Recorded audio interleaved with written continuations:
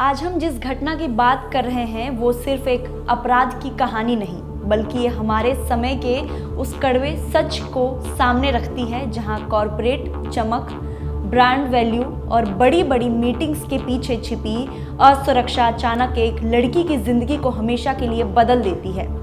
जब किसी लड़की को नौकरी मिलती है, खास करके किसी आईटी या कॉरपोरेट कंपनी में, तो उसके मन में सबसे पहले जो भाव आता है वो होता है आत्मनिर्भरता, सुरक्षा और गर्व। घर के बाद ऑफिस को ही वो अपनी सबसे सुरक्षित जगह मान लेती है। लेकिन अगर सोचिए उसी जगह के लोग दरिंदे बन जाए तो फिर भरोसा किस पर किया जाए?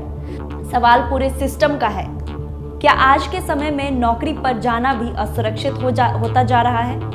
ये कहानी एक ऐसी युवती की है जिसने मेहनत, योग्यता और सपनों के दम पर एक प्रतिष्ठित कंपनी में मैनेजर का पद हासिल किया। उसे लगा था कि अब उसकी जिंदगी एक मजबूत दिशा में बढ़ रही है, लेकिन कई बार जिन रास्तों पर हम सबसे ज्यादा भरोसा करते हैं वही रास्ता सबसे बड़ा खतरा बन जाता है। और यही इस युवती के साथ हुआ। 20 दिसंबर 2025 की रात उदयपुर के शोभागपुरा इलाके के एक नामी होटल में कंपनी के सीईओ का जन्मदिन और न्यू ईयर पार्टी आयोजित की गई। माहौल जश्न का था, हंसी ठहाके का था, संगीत था। बाहर से सब कुछ बिल्कुल सामान्य और खुशहाल दिख रहा था, लेकिन जैसे जैसे रात गहराती गई उसी जश्न के पीछे छिपी सच्चाई बेहद डरावनी साबित हुई।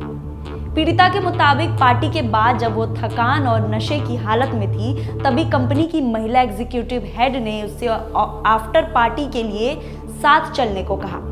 उस वक्त ये प्रस्ताव उसे मदद और अपनापन लगा, लेकिन यही वो मोड़ था जिसने उसकी जिंदगी को एक भयावह अंधेरे में धकेल दिया। कार में पहले से ही मौजूद थे कंपनी के सीईओ, महिला हेड का पति। रास्ते में कार एक दुकान पर रुकी जहां उसे पीने को दिया गया। पीते ही बेदुशा हो गई। बेदुशा यानी वो बेहोश हो गई। इसके बाद जो हुआ वो किसी भी संवेदनशील इंसान को झंझोर कर रखने के लिए काफी है। आरोप है कि सीईओ और महिला हेड के पति ने बारी बारी से उसके साथ हैवानियत की। सुबह जब उसे होश आया तो उसके शरीर पर चोटों के निशान थे, कान की बाली गायब थी, मोजे और अंडर गारमेंट भी गायब थे। डर, शर्म और पीड़ा ने उसे भीतर तक तोड़ दिया। लेकिन इसी अंधेरे में एक छोटी सी रोशनी बची थी, कार का डैशकैम। उस डैशकैम ने पूरी सच्चाई कैद कर ली। आरोपियों की बातचीत, उनकी घिनौनी हरकतें और साजिश की पूरी कहानी। यही डैशकैम पीड़िता के लिए सबसे बड़ा सबूत और न्याय की सबसे बड़ी उम्मीद बन गया। 23 दिसंबर को पीड़िता ने महिला थाने में रिपोर्ट दर्ज करवाई। मामले की गंभीरता और आरोपियों के रसूख को देखते हुए जांच महिला अपराध अनुशासन सेल को सौंपी गई। मेडिकल जांच कराई गई। डैशकैम की फुटेज को फॉरेंसिक जांच के लिए भेजा गया। पुलिस का कहना है कि ये फुटेज इस केस में प्राइमरी सबूत है और इसी के आधार पर आरोपियों को गिरफ्तार किया गया। ये मामला सिर्फ एक अपराध नहीं, ये उस झूठी सुरक्षा पर सवाल है जिसका दावा कॉर्पोरेट दुनिया करती है। ये बताता है कि पॉलिसी, नियम, सिस्टम तब तक बेकार है जब तक सोच नहीं बदलेगी।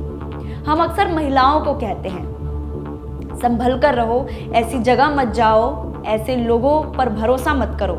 लेकिन सवाल यह है कि भरोसा किस पर किया जाए? ऑफिस में, बाजार में, दोस्तों पर या उन लोगों पर जिनके साथ रोज काम करना पड़ता है?